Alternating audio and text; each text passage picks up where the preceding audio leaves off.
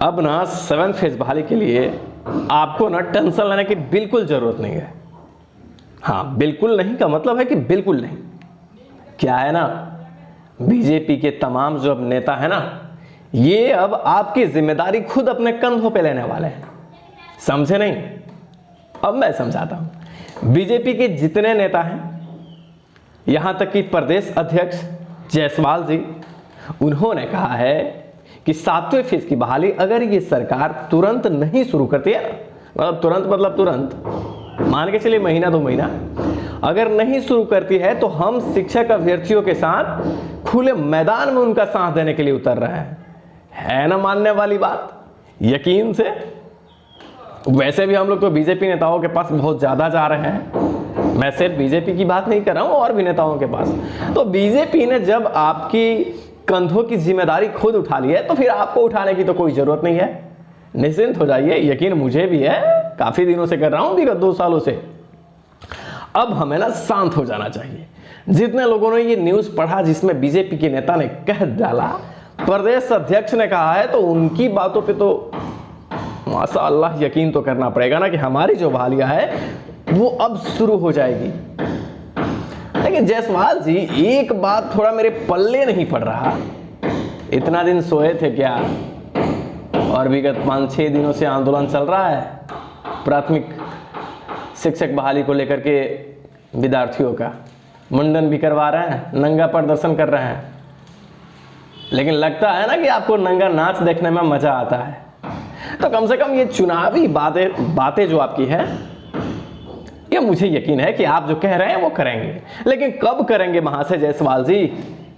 अगर वाकई में आप बीजेपी का सपोर्ट करते हैं, या मतलब कहें कि शिक्षक अभ्यर्थियों का सपोर्ट करने वाले हैं, तो आपको मैदान में आ जानी चाहिए। वैसे शिक्षक अभ्यर्थी आप तो अपने निश्चिंत हो सकते हैं, आपको कोई टेंशन नहीं है। 7th फेज बहाली के लिए पूरी रणनीति बीजेपी बना रही है, और ये इसलिए बना रही है ताकि अब आपकी जो जिम्मेदारियां थी वो खत्म होने वाली है। अब सारी जिम्मेदारियां ये लोग उठाने वाले हैं। आपके नोटिफिकेशन से लेकर के नियमावली, नोटिफिकेशन, बहाली प्रक्रियाएं, सब कुछ ये खुद उठा लेंगे। तब आपका तो अब धर्म कर्म सब कुछ तो यही बनता है कि आप निश्चिंत हो जाइए। 7th फेज बहाली के लिए बीजेपी अब पूरी तरीके से आपके कंधों पे अपना बंदूक निशाना साधने वाली है 7th फेज नियमावली और नोटिफिकेशन से। तो अब देर किस बात की? जितने भी शिक्षक अभ्यर्थी हैं, अब आप खुश हो जाइए, है ना।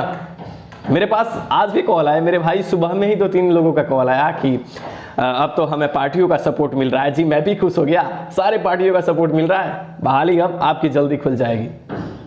वैसे आप बड़े चालाक हो यार, है ना। कई सारे नेता के पास अभी भी हमारे शिक्षक अभ्यर्थी जा रहे हैं, और जाने का उनका नतीजा है कि इन नेताओं का सपोर्ट मिल रहा है, और इन सपोर्ट पे आप बहुत यकीन करते हैं। बहुत अच्छी बात है, यकीन करते रहना। बीजेपी के तमाम नेता तुम्हारे सपोर्ट के लिए मैदान में आ रहे हैं। हाँ, यही नहीं, इतना ही नहीं है, इन्होंने ये भी कहा है कि जब हमारी पिछली सरकार थी हमारे साथ, तभी हमने घोषणा किया था कि जुलाई 2022 तक नोटिफिकेशन जारी कर दिया जाएगा, और ये सरकार जुलाई खत्म होने के बाद अभी तक नोटिफिकेशन जारी नहीं की। इसका मतलब है कि अब हमें आगे आना होगा।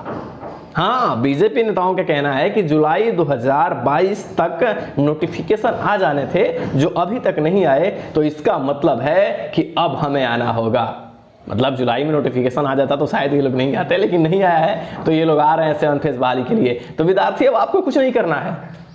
जैसे घर पे बैठ के नेताओं का भाषण सुनते हैं, घर पे बैठ के यूट्यूब से सोशल मीडिया प्लेटफॉर्म का यूज करके जानकारी लेते हैं, बस वैसे लेते रहिए। डेफिनेटली है, जायसवाल जी बीजेपी के राष्ट्रीय अध्यक्ष हैं भाजपा के।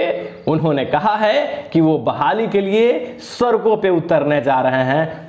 वाकई महाशय ये उतरेंगे और बहाली खुल जाएगी, ये देखने वाली बात है।